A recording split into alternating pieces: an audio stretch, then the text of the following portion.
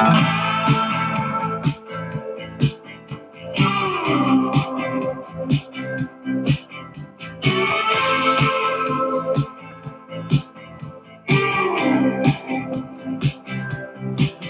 have been building for quite some time. Felt it in my spirit. Hello, welcome to our show. My name is Annie Mack. And I'm Vangie Castro, and we are 2POC2QUEERS. And in showing all the love to the functional alcoholics out there, we have just come from a brunch, and we are here to represent the functional alcoholics on a beautiful brunch Sunday. What the queers love so much is queer brunch. And so we just came for one. It's kind of our last, not going to say it's our last. It's our last one that, for me, here in this dumpy Midwestern town, because I'm heading out. I'm leaving. So this is kind of a little bit of a farewell to Rochester show. Yeah, you're getting the fuck out of Dodge. But it doesn't necessarily mean that we are not going to continue on with 2POC2QUEER. It's just that Annie Mack and I are not going to be in the same room when it happens. But I would like us, we will continue on doing our podcast. Most likely it will be virtual. But we'll still be on Spotify. And I think people will be able to join us in real time, which will be really sweet. Just go live. Yeah, well, a lot of people, I actually talked to some folks and they really like listening to us. So, sure. Okay. I mean, we'll do both, maybe. Always nice to look at our faces since we're so adorable. Super dyke adorable. Like, I'm digging my new dykey haircut. And I say that with all the old school respect of Butch Dyke. You know, mask presenting. Yeah, so it is Pride, and I took it upon myself Pride in to Rochester because we just had Pride in Rochester. Now it's Pride in the Twin Cities. It'll be June and soon. And Happy so Pride I took month. it. Happy Pride! So I just gave myself a really great. And then I remembered the reason why I don't shave my head is because it's indented like a golf ball, so I can feel. I wonder if I can get disability for that. I feel like most people will not see it since they look at Annie Mack from the front. And anybody that is looking at Annie Mack from the back they should be thankful. Y'all nasty. That y'all even nasty. Get to get the back view of Annie Mack.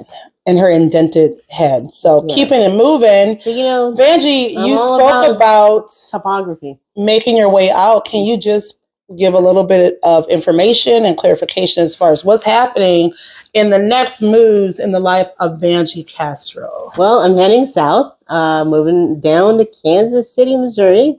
All right. So I'll still be in the Midwest, and I can still speak to what it's like to be BIPOC and queer in the Midwest, just in a totally different city, a little bit bigger, a little more diverse, supposedly. Some people like to call Kansas City, Missouri as the blueberry in a cherry pie.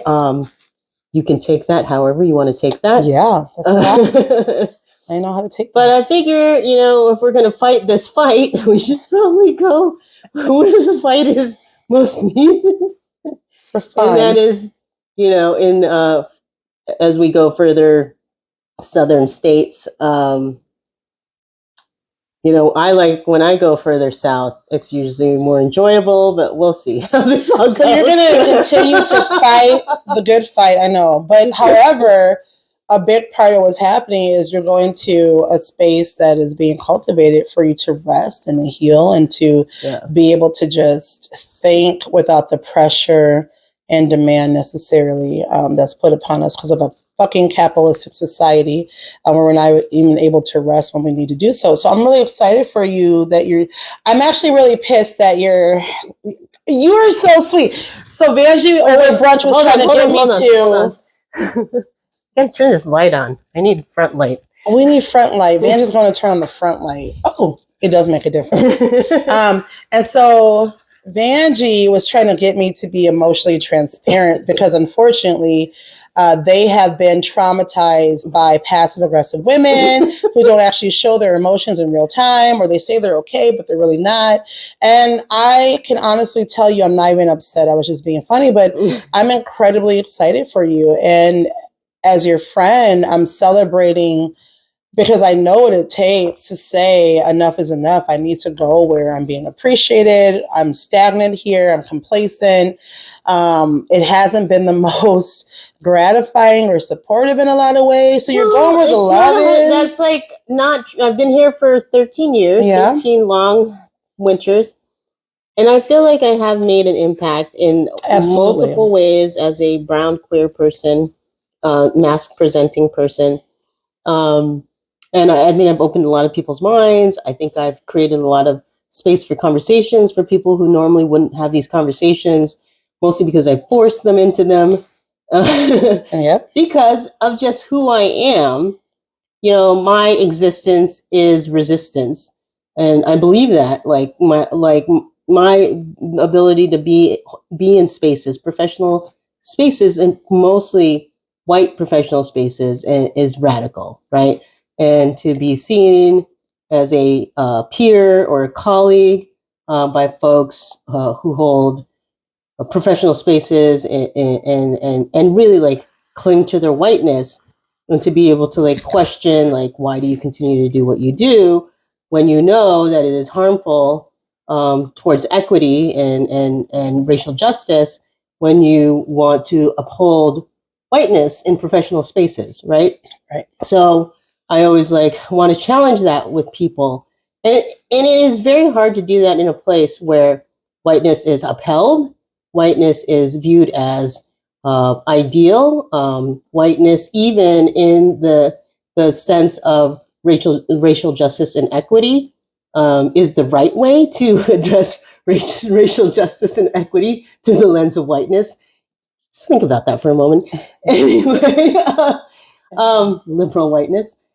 So that is what I have lived with and dealt with for the past 13 years here in this place.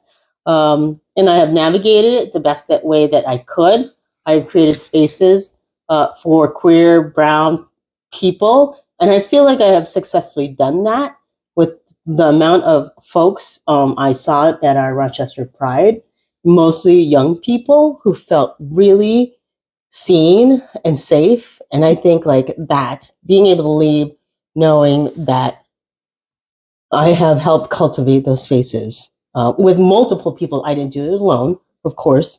I did it with straight allies, with LGBTQ plus community members, with white folks, with brown folks, with indigenous folks, with people with disability. Like, I've held spaces with everyone, and I wouldn't have been able to do that alone.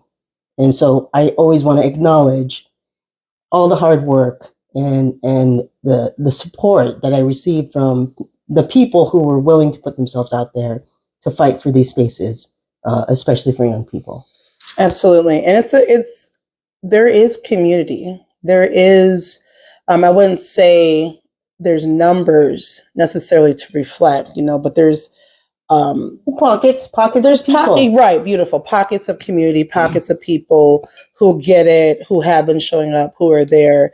However, getting the overall, power in numbers and consistency, that is something that we're going to have to continue to work on, or get the fuck out of Dodge. So it's one of those things where, it's bittersweet. And I think I find myself using that term the older I get, and actually really understanding what it means. Yeah. It's a very simple, somewhat generic term, but it's like, man, there's a lot of really beautiful, sweet things. And then the bitterness that comes with knowing, like, if you extended yourself a little bit more, if you had capacity a little bit more. I had a really great conversation with my partner, my girlfriend, Carissa, who was challenging me about what community looks like.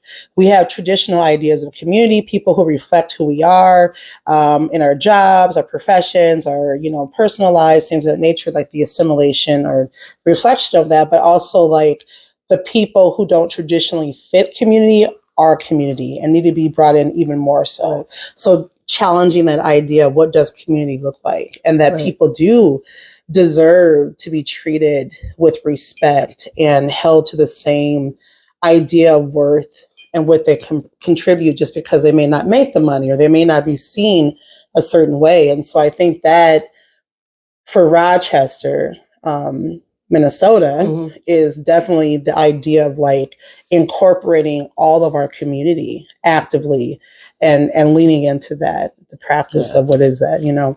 I want to share something really quick, and this is really like bullshit on my part, and I want to confess to it. I join groups on social media that I am not supposed to be in for shits and giggles. I'm going to own that. It's entertainment. These are long fucking winters. And so it's like my 45th, it'll be my 45th winter, God is willing, next, you know. And so I do shit for entertainment. So I joined this like who's dating who, like the tea to kind of protect women from dating these like predators. It's like, but it was Rochester, New York. Okay. And I didn't leave. So when I realized it was Rochester, New York that I joined, you would think a normal person would be like, oh, this doesn't apply to me. It didn't apply to me, period, because it's about dating men and, you know, kind of who to be on the watch for. It's like this sisterhood, you know, cis women sisterhood. Sure. And I joined it and I didn't jump out. I was like, okay, just let's see what's going to happen. And I don't know why I joined it. But when it was like, oh, women are fucking organizing and getting together and let's see what happens. And the shit is so funny. It's like they post a picture of these men that are on these dating and like, what's the tea? That's what they ask. And there's guidelines of respect. And the shit's great. It's like, there have been people who I think have been on America's Most Wanted. There have been people, a lot of Cash App crimes have taken place. Like, it's intriguing. And I shouldn't be in this space, but I just had to confess to it. I think that's the thing about what we've forgotten about what community is about. Not necessarily like, hey, there's some suspicious Black people having a barbecue. Or whatever. That's not community. You know, like, it's about like, you know, I have had... That's upholding problematic behavior. I've had this experience with this particular person. This is what I experienced.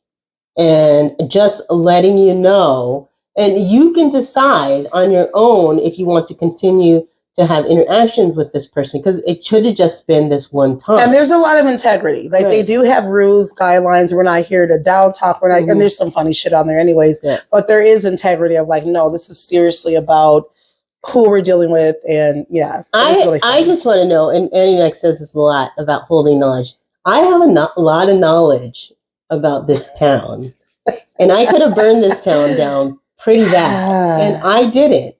Because I encourage you to do so. You want to know why? Because I hold respect for the people who are in this town who continue to do the work, who continue to try to like cultivate safe spaces for BIPOC, LGBTQ+, you know, historically marginalized folks. And I know that it is a struggle for them to push forward certain initiatives. And if they're ever seen as like an enemy in some way or another, that they're not going to get the support from particular people. And I want you to know, I'm going to call out, there are some particular white folks out there who check boxes and don't really actually believe in equity and racial justice. They just say they do. And some of them actually very aware of that. And some of them work in spaces that there's leadership. There's people that hold very high positions.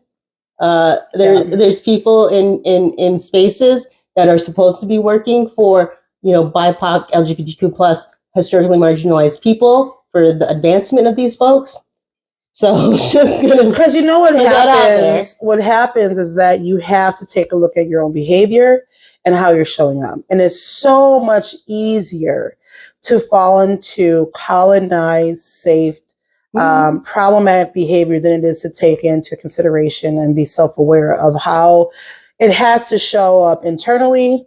It has to show with oneself first before you can actually go and serve community beyond performative shit. Or if you just kind of happen to get certain things really down, like I know how to show up to the special events, and I know how to hand over the check, and I know how to do this, and I know how to do that. But to be able to say, from a personal perspective, like, yes, not only am I in the nonprofit world or whatever, but I realize that I am problematic, and here's how it shows up, and here's how it needs to go outward in changing these systems, but it has to start internally.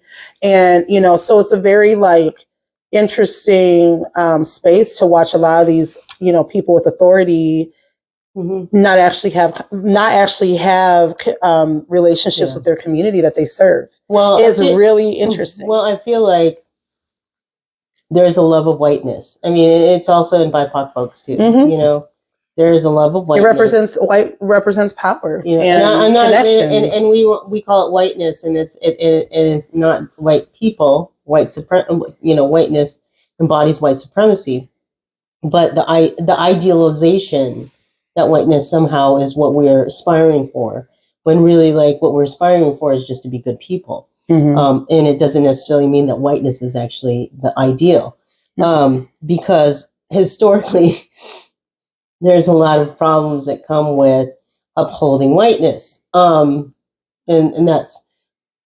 it comes with a lot of things. Why are we in the space that we are in the space currently? Because people want to try to uphold an image, a belief system, political system, that somehow that we all match up and measure up based on what society upholds as successful.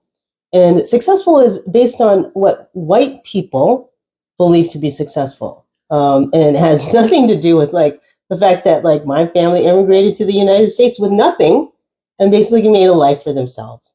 And that is really successful. We might not have become millionaires, but we were able to my parents were able to have opportunity for their children to have an education, for their children to find independence, for their children to grow up in safe environments to be adults. Are we currently doing that right now for our children? Children are doing, active shooter trainings. When I was growing up, I went under my desk, nuclear bombs, that was still a threat. In earthquakes, because I grew up in California. And was that you grew up in California? Fire drills. And California holds a really interesting history, right? Of like the people who have come to California have experienced war and bombs, and a lot of the immigration to there. So it's a very different. What people don't understand about active shooter drills, like the majority of people don't understand about active shooter drills, is if you've never been in a war zone, right? You are conditioning your children to actively be in a war zone. To be okay with being murdered. And actually taking away their natural to survive. Taking away. Well, they're also their natural belief that they are safe. They automatically believe, children automatically believe that adults will take care of them. And that's the thing that's really hard, is that there's so many myths and so many problematic things that we pass on generationally in this idea of authority to our kids. I tell my kids a lot, like, if shit goes down, you see a window in your classroom, go out the window. You've been given your legs, you've been given your brain, you've been given your gut. I don't care about your teacher. If you're in a place and you're able to get free.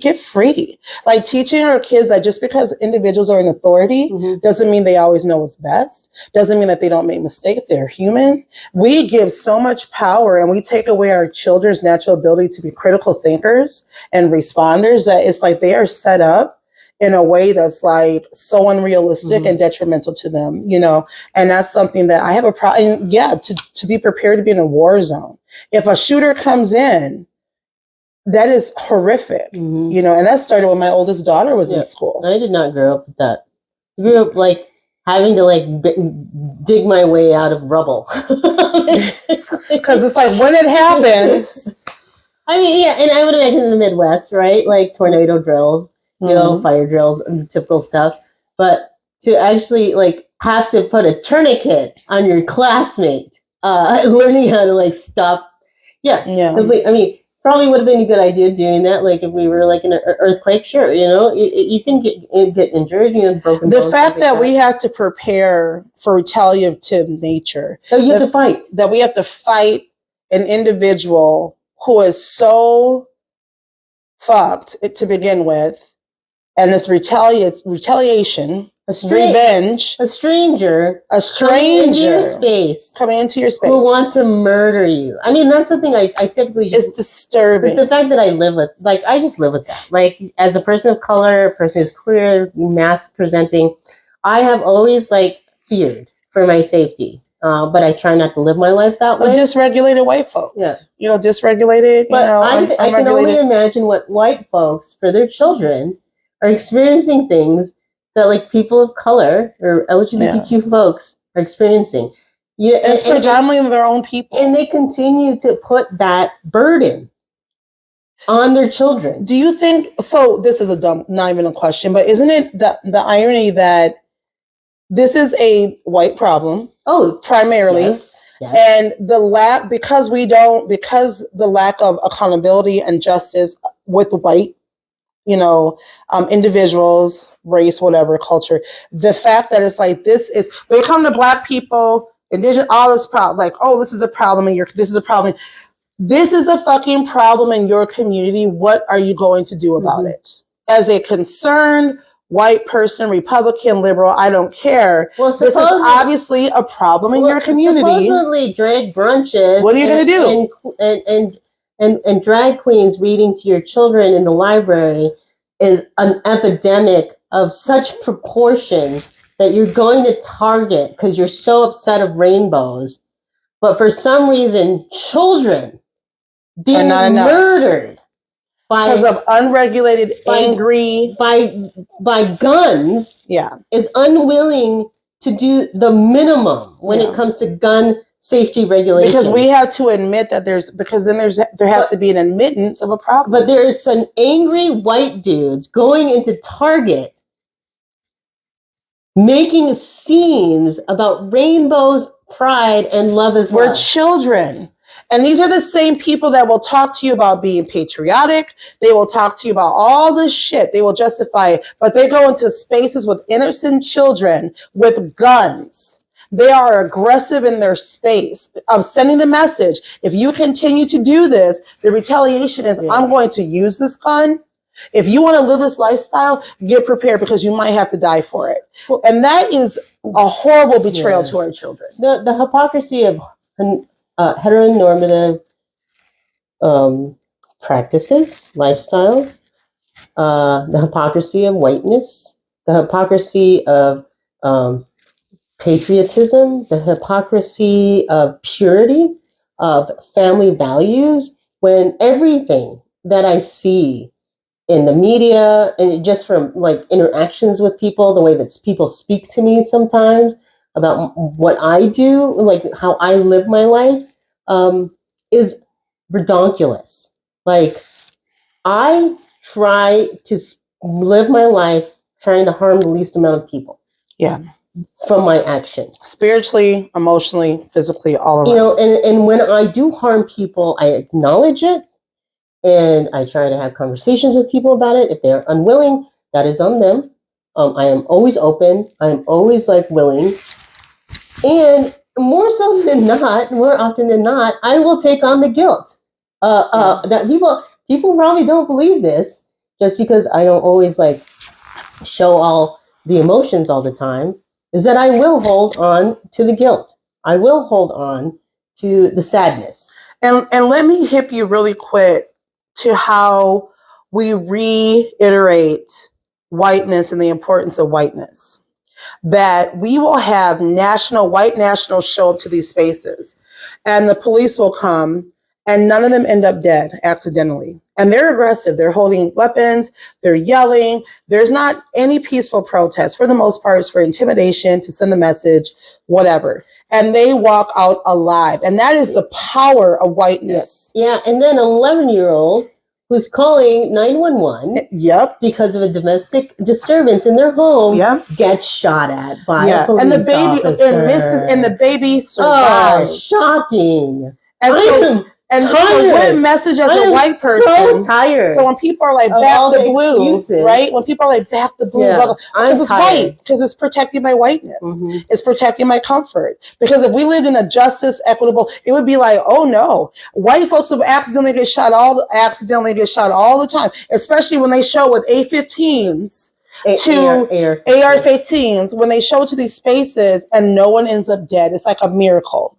And they're yelling and they're aggressive. No one ends up dead. A baby comes out the house after the incident. The mother walks out. She says, I've got children in the house, right? They're coming out. They're not armed. They're good. And a little black boy gets shot.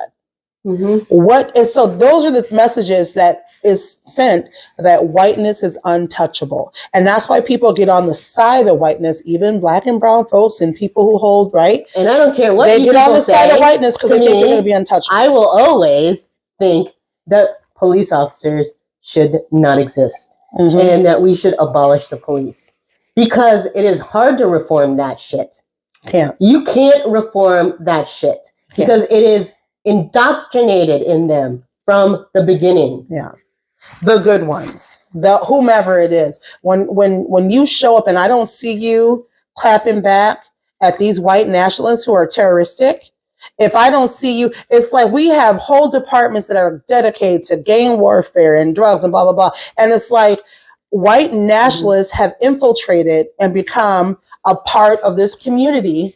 And they're not even being touched. The only reason you believe there are good people on both sides, and it's because you're a Nazi. Because you're the Nazi, and you want us to believe that you're a good Nazi, and there's no such thing as a good Nazi, okay? Just FYI. There are not good people on both sides. There are bad people, and there are good people. And we need to stop that BS talking. And if you upheld the beliefs of this country, this bullshit, that's colonization. Right. But we're going to use the rhetoric. But we're going to use the rhetoric and throw it back. And we're going to say, if you actually upheld, you would be the first ones to hold your people accountable. You would be the first ones to be like, man, we've given a lot of money, power, authority to this space, and they're not doing right. We need to come after them because everybody deserves protection. Everyone deserves right. If you really believe in the components of what America was founded on, and I'm giving a lot more credit than I should, then you would be the first ones, meaning you, the community that's fucking back the blue, the community that's all about the shit. You would be the first ones to not only support them, but the first ones to check them and hold them accountable. And I don't see it. It's like this whole, like, who taught you your critical therapy, theory? Who taught you that? Yeah, who actually taught you your moral compass? I did not teach you. Who taught you your moral compass that you go and you blindly follow to a detrimental point, and you cannot hold these different spaces accountable? Who taught you that? And yet you talk about freedom and justice and liberation, all this shit. Who taught you what that looks like? That's fucked up. So tomorrow is Memorial Day. Yay! And supposedly we're supposed to remember the folks who died. I just FYI, Memorial Day is for the people who died for our freedom and our liberty and democracy. Right? And to hold accountable. Because we have Veterans Day, and that's totally different. I think they had Arms Day or something like that, which is to support people in the military. But there are people who have laid down their lives, willingly and unwillingly, to fight for liberty, democracy, and freedom. They look like us. They also look like us. They also were hiding, too, if they were trans or queer. Yeah. So the fact that, like, people of color, I'll speak for my people, my culture, that at some point Filipinos, to be able to become American citizens, there was a pathway that if you served in the military, that you could be able to get American citizenship, right? And I think it was passed back in the 40s, World War II. And there is a proud history in the Filipino culture of serving in the military. Yeah. My brother and sister both served. My brother retired, Army. My sister was in Desert Storm. They are both alive. They were not casualties of war. But to think that people are willing to lay down their lives for other people, okay? Like without question, just taking orders based on the belief that like people above them are doing the right thing, are making sure that like what we're fighting for is to ensure that other people will also have the same freedom and liberty. But that's not true. Like, we don't. We're not free. Right. You and I are not free. We cannot have a happy suburban life with an apple tree because we're constantly fighting for a space, to be able to exist in a space without question. Like, why are you here? I, in my entire professional career, have always had people ask me, well, why are you here? Why were you chosen? How did you get this place? Like, as if, like, just because of the color of my skin, the fact that I am part of a queer community, whatever, I'm an immigrant, whatever those things are, those things work against me. They don't work for me. I show up, I am intelligent, I am eloquent, and I do my work. And that is why I am in the spaces that I am in.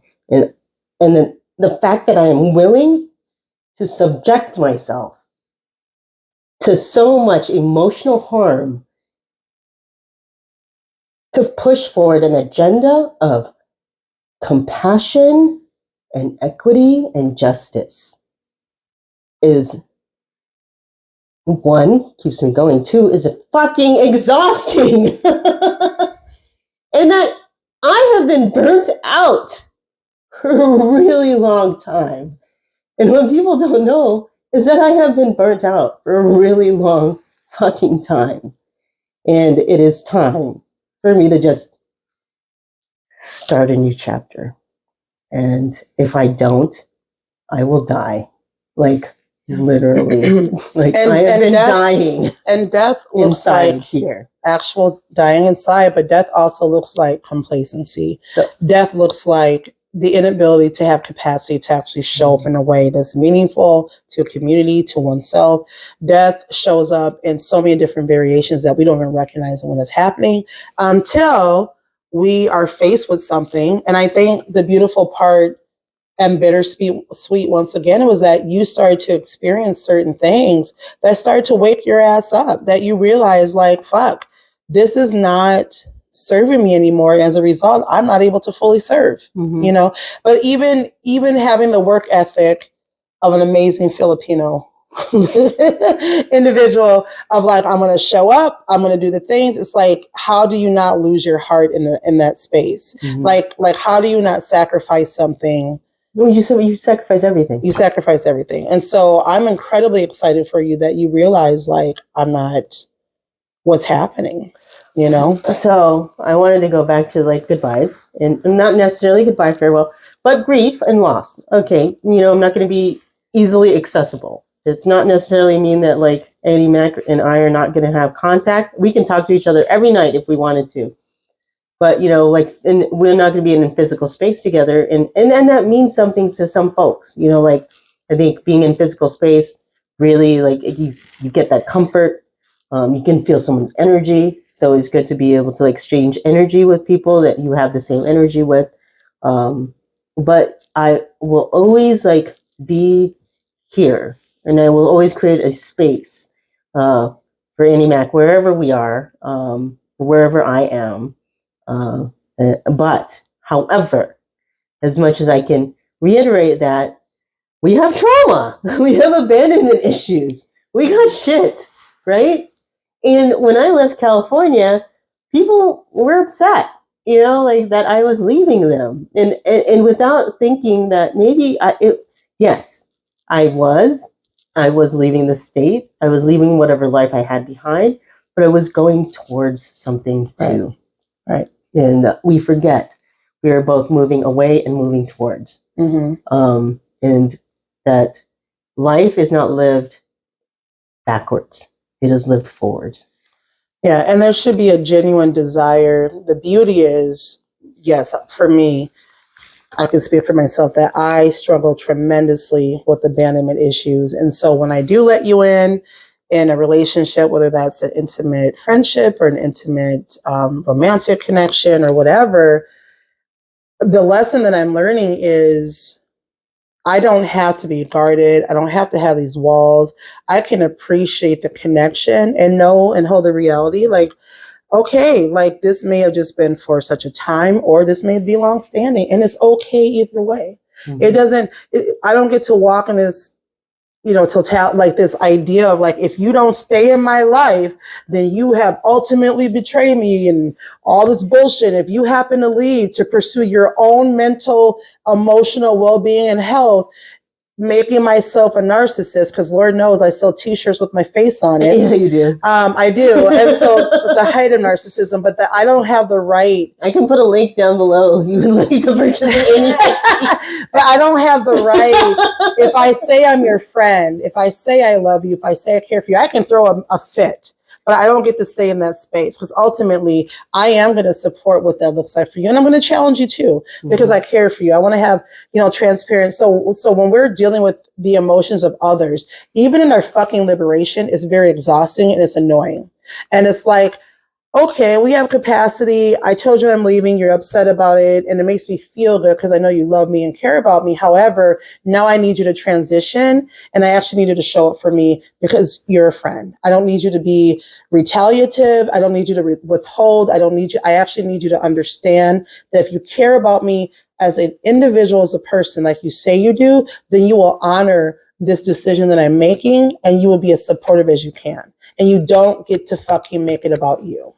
And that is maturity and growth. And that is so I have experience. I've been on either side where I've made people feel guilty. I've been emotionally manipulative. I made it about myself because of my own abandonment, my own issues that I did not work through or have knowledge of or tools. And I'm in a space where I'm like, bye. I love you. You're going to be good. Bye. Because this is going to help you get reconnected, motivated, inspired, healing. I want that for you. If I say I care for you and love you, then I want that for you. And that's what friendship looks like. Yeah. And then I'm going to be like, I still hate you for leaving me during Pride Month. I got this new haircut. I don't know what the fuck I'm doing with it. It is okay to respond in whatever way that you need to respond when somebody is. But I don't get to make it about me and keep it there. That's not. I mean, like my friends left and loved them. They we'd been friends for 10 years here, and they left, and I was sad about it, but I was excited for them to move on, because they were, I think what really, like, they were unhappy here. Like, they were not appreciated. They were, they weren't growing. They weren't thriving. And I think any opportunity that you have to pursue what you still love to do someplace else, and you know that you'll be able to do better and thrive, why not? Why not do that? It is scary. It is scary to pick up my whole life. I've been here for a long time. And then go somewhere else new I've never been to before, and then try it all over again. But I'm resilient. I'm an immigrant. I know how to navigate spaces and situations with some grace and some humor. And I know I will do well, because I already will have community down there when I go. I have people there that love and care for me and support me, and are totally super excited to see me when I get there. And to be on this journey with me as I move into the next chapter, the next volume of my life. And I really look at it that way, because I think. And dare we say next level? I do look at it as leveling up. I do believe that I am leveling up. And what's the term in golfing? What's the equivalent? Well, I've never golfed with Vangie. That's true friendship. I know. You've talked about it. I've talked about it, but I'm like, well, breaking par. Oh, so that sounds like intentional. Like, right. That sounds powerful. Like, I think everybody always like, like, I'm a bogey golfer, right? Which is a good golfer, a pretty good golfer. But breaking par is a big deal. And I feel like I'm trying to do that. I'm moving in that direction to break par. And And saying goodbye is hard. I'm glad that I'm doing it in a shorter span of time than in a longer span of time, because having to say goodbye, because I've done that before too, where I had like more time to say goodbye to people, and it felt a little more agonizing because it's like you kind of linger. And I think, like, there's a lot of feelings and emotions that come with um, not knowing what your future is going to look like with that person, if you're going to stay in contact or not. And I will do my best to intentionally stay in contact with people. But it goes both ways. We all get busy. We all have lives, and I acknowledge that people's lives don't revolve around me. So which is all good. But if I intentionally want to continue to cultivate a relationship with people, I will continue to reach out. I will continue to stay in contact. I will continue to love them from afar. Yeah.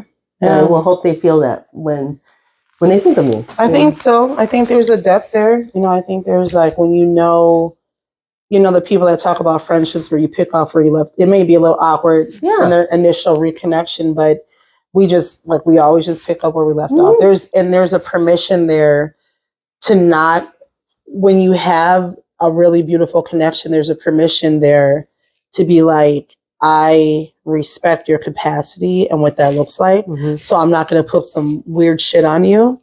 I'm going to respect like what I need, when you need, we meet each other there. However, I think some relationships are just a reflection of that.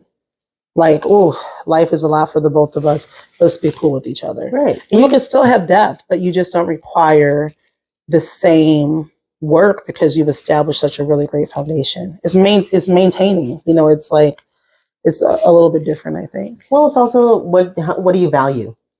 How, do you value this relationship in your life? If you value this relationship in your life, then you will do, you will make space to cultivate and nurture and do the things that you need to do to ensure that the relationship flourishes, right? Like we hate things that are stagnant. Stagnant water attracts mosquitoes, and mosquitoes in Minnesota are awful, and I hate it. So we don't want that. Yeah. That's not what we want.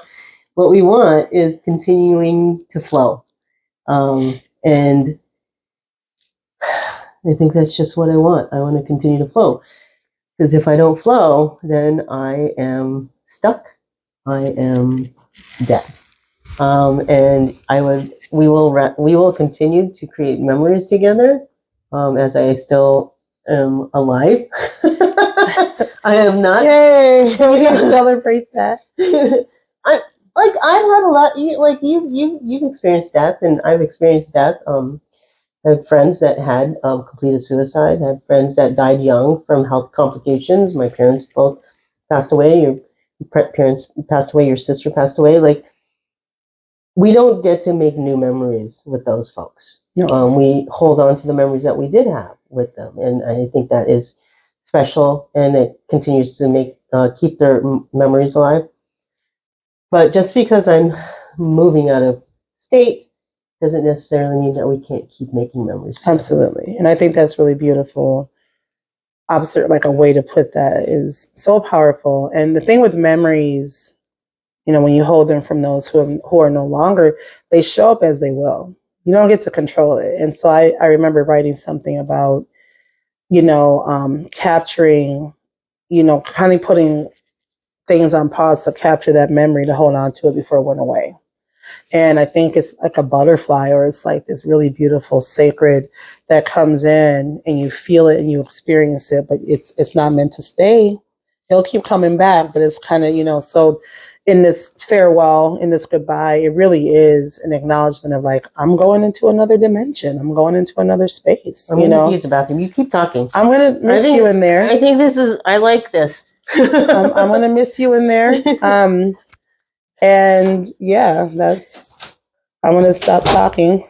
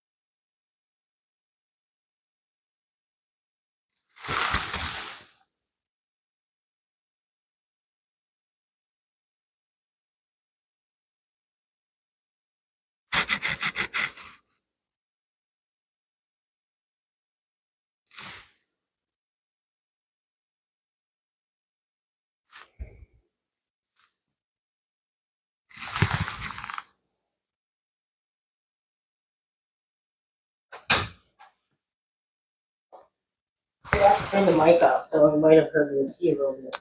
Just a little bit. Yeah. Just a little bit. Just a little bit. I'll cut it out if it's too much. I just stopped talking because I could have went on forever. You could have. All right. All right. Okay, I'm ready. All right. So Vangie took a bathroom break. A geriatric bathroom well, break. so we did, have brunch. A little brunchy brunch, some caffeine, little, diuretics, booze. Adult beverages. Yeah. Well, so we're talking farewells. Why don't you say all the things you need? So I've been trying to I've been trying to draw out from Annie Mac. I'm going to be 45. If she has any anger towards me leaving, because I understand her trauma. No, I don't, because this is, a lesson. They being, a lot of holistic, a lot of energy workers, a lot of intuitive healers, a lot of psychologists, that we keep being presented with something that we need to learn the lesson from and then be able to move on and kind of close that, right? And I think I'm finally understanding the lesson of goodbye for such a time as this. It's not abandonment. It's not, right? Like understanding like what's really transpiring versus my perspective of trauma or my own deep hurt or my feeling of worthlessness or like, why don't people stay? Mm-hmm. And I don't hold power in that. Like I don't hold, it's not about me. If people were to leave in mid-friendship, it is about me. It is about, because I'm doing weird shit. Like this is where I want to change the narrative for people. So for some folks this may seem sudden, but I had been talking about being unhappy for a long time. I've been talking about like things about Rochester I haven't been happy about, like for a long, long time. Right. And so a lot of my discernment happens internally, like decision making and things like that. And then something triggers a decision, because the way that I operate and function, like I sometimes don't make a decision until I have to. Right. Until I'm pushed. Yeah. Like your signs are happening. Yeah. All the signs, like I am not a subtle like whisper, like Vangie, do this. It's kind of like you have to hit me over the head with a brick before I realize, like, oh, it's a sign. Yeah. Like this is weird shit. Like Bruce Almighty, where he's like, I wish I had a sign, and there's just signs coming at him. Yeah. He wasn't getting it. Right. And I'm kind of like that person who asks for a sign. I might get several signs, and it isn't until something basically like a piano falls on my head that I realize that it is time. Yeah. And when things start to happen that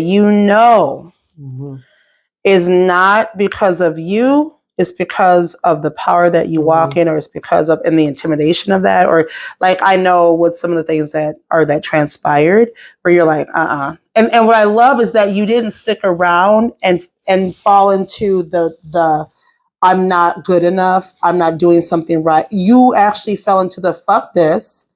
I am amazing. I know my worth. And I'm not going to stay for this shit. That's beautiful. That's fucking powerful. Because you could have been like, fuck. I could have gave up. You could have gave up and said, man. I could have just like taken it in the chin. Yeah. And been like, oh, there's something wrong. And it's like, no, there's something wrong with this fucking the things that are taking place. There's wrong. You're messed up. I think leaving the way that on your own terms, especially if you are marginalized folk, it is best to leave when you feel you are ready to leave. I should have left a long time ago. However, I think now is the right time. But I'm doing it with some grace, with some savvy. I continue to hold relationships with people. I'm not like burning any bridges, because I have love. I hold love for people, because I know at their root that they are good. There are some evil people, not very many, but for most, they're good and they want to do good in the world. But sometimes society makes it really difficult to push past the status quo. Most people uphold the status quo. Most people uphold mediocrity because it is safe. Safety is not the game. And for a really long time, I was making safe decisions, protecting myself, thinking I was protecting myself, but really I was setting myself up for failure. Because me, who I am, holds a lot of wisdom, holds a lot of power, and I choose to dim my light to create space for other people. And the only way that I think moving forward for me to be able to like create the best space for BIPOC folks, for historically marginalized folks, for the LGBTQ plus people with disabilities community, is to shine as bright as I can. And I can't do that here because people know me. People know who I am, and they don't appreciate what I bring. Mhm. They appreciate me, but I don't think that they are prepared or ready to embrace the how bright I really can shine, you know? If you think that I was doing pretty good, that's me, like, when I'm depressed, just FYI. Yeah. So when I am good, I am amazing. And so what I'm looking for is to get back into a space where I shine and I am amazing and I can create really healthy, really safe spaces for BIPOC, LGBTQ plus people with disabilities. And it's already happening. This decision, what you're doing, I have much respect for you, very inspired by you, and I will miss you. However, I'm incredibly happy, joyous that you are serving yourself entirely so that you can continue to serve others in community and how you show up. And this is what's happening. And that's what it comes down And to. I celebrate that for I you. want to continue, like, I will continue, like, I kind of started to I was not sure if I wanted to keep doing this work, you know, continue to do the social justice work because I'm tired. But at the end of the day, that's like, that is my calling. That is what I've been called to do, is to do this work as hard as it is. And I want to continue to be able to be the best as the person that I can be, to be able to like create the best spaces for the BIPOC, LGBTQ plus people with disabilities community, Right. And serve them, because it is about serving those folks. It is not about me like creating safe spaces for white people to like talk about whiteness. No. It's about like Black and brown and queer folks and people with disabilities to be able to have a space where they can really And you're going shine. to do that by going, and it's going to be great. I'm so excited, and it's going to be amazing. So I thank you so much for wanting to do this podcast, because I'm like, I don't want to say goodbye. Yes. We do the podcast. I had to twist so Annie Mac's arm to do. I was like, make me do a shot. To do this podcast, we have to. But I'm so happy that we did it, and I'm incredibly grateful to see how we continue to walk in that space. Yes. And I send you with all the love, with all the heart, with all the soul, and the knowledge that I'm incredibly, incredibly proud of you. And Rochester, fucking do better by your people. For those of you who know that you've showed up, that you are invested, that you are a part of the community, beautiful. For those of you that were lukewarm, on the fence, you're scared to do this, you're scared to do that, do better. Yeah. Because we are losing amazing individuals. I can think of several individuals who are just like, I can't do it anymore. I just can't. We're just phenomenal. Yeah. So let's start doing right by our community. Yeah. But we have to do right by ourselves first. The folks who fought alongside me, did all the work, grew, became better people for it, also understand the struggle, will not be offended by anything that Annie Mac and I say. But folks who do get a little offended and think like, oh, well, you know, I was there too and I did stuff too. You need more work. Well, on that note, I adore you. And, you know, we're going to say thank you so much for joining us. We will be talking to you soon, having conversations, continuing, because I know you want to hear the updates and what is happening in Vangie Castro's life. Happy Pride. Happy Pride Month. Twin Cities Pride Month. Do your diligence. And Stonewall was a riot. Remember, you can't have glitter and liberation and be able to walk around until everybody is liberated. Remember that. So check in on your BIPOC individuals in queer community. Check in on your trans people. Love on them. Learn how to dismantle and disrupt white supremacy as it's happening. And remember, you're not sacrificing. I mean, you know, you've had your time, and now it's time to show fully for community. See us. We're here. All right. My name is Annie Mack. And I'm Vangie Castro, and we are 2POC2QUEERS. Use the bathroom per usual. Hoping and praying that it's not all in vain. It's a matter